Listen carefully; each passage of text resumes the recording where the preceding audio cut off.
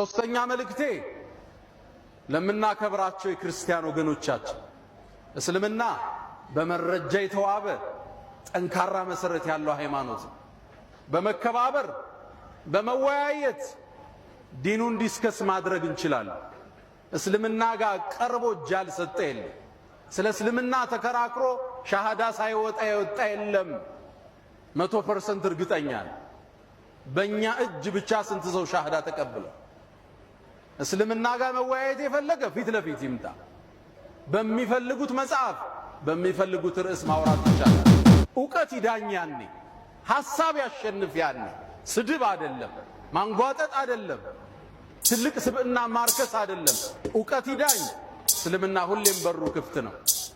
የመጨረሻው መልእክቴ ለኛ ለሙስሊሞቹ እንዲህ አይነት ክስተት ሲከሰት ነቢዩን አለይሂ ሰላቱ ወሰላም የበለጠ እንድናወሳቸው ይከጀላል። ከዛሬ በኋላ በአላህ ፍቃድ የሚወለዱ ልጆች ስማቸው ሙሐመድ ይሆናል ኢንሻአላህ። ሴቶች ከሆኑ በሚወዷት ሚስታቸው አኢሻ፣ አብራቸው በቆመችው ኸዲጃ በሚስቶቻቸው ስም እንሰይማለን። በሚወዷት ልጃቸው ፋጢማ ስም እንሰይማለን። አደራ ብዙ ሰው ልጅ ይወልድና ይደውልልኛል፣ ስሟን ማን ልበለው ይለኛል። አንድ መልእክት ነው የምሰጠው፣ የልጅህን ስም ከህይወት ግቧ ጋር የሚያያዝ አድርግለት ይለዋል። ስም የህይወትህ ግብ ማለት ነው። የአንድ ሰው ስም መሐመድ ሆነ ማለት እሱን ምሰል ማለት ነው። የአንድ ሰው ስም ዑመር ሆነ ማለት ዑመርን ምሰል እያልክ ነው ልጅህ የምታሳድግ።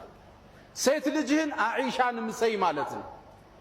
የዚህን ኡማ በርካታ ሺህ ሐዲስን ያስተላለፈች ትውልድ ያነጸች የነቢዩ አለይሂ ሰላቱ ወሰላም ሚስት እናታችን አኢሻ ረዲየላሁ ተዓላ ዐንሃ። አሁንም በነቢዩ ስም ግጥሞችን እንገጥማለን፣ ነሽዳዎችን እንነሽዳለን። ስለ እሳቸው ሙሐደራዎች ይደረጋሉ። በእሳቸው ስብዕና ዙሪያ ፓምፕሌቶች ይበተናሉ።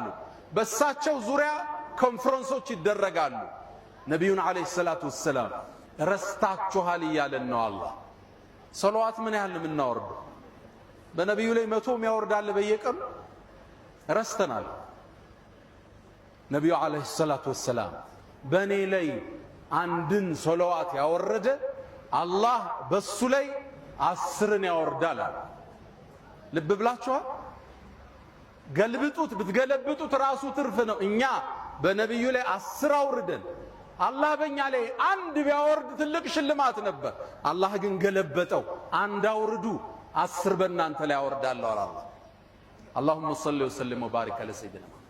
ሰለዋት ስንል ጭንቀታችን የሚወገድበት፣ ሪዝቃችን የሚሰፋበት፣ የነብዩ ፍቅር የሚታተምበት፣ እሳቸው ላይ ሰለዋት በማብዛት ብዛት ነው የውመል ቂያማ ደረጃችን ከፍ የሚል። ሰይድና አሊ ረዲየላሁ ተዓላ ዐንሁ አንድ ጥያቄ ጠየቋቸው። ንግግሬን በዚህ ልቋጭ። አላህ ከፈጠረው ነገር ሁሉ ጠንካራው ምንድነው አሏቸው። አላህ ብዙ ነገር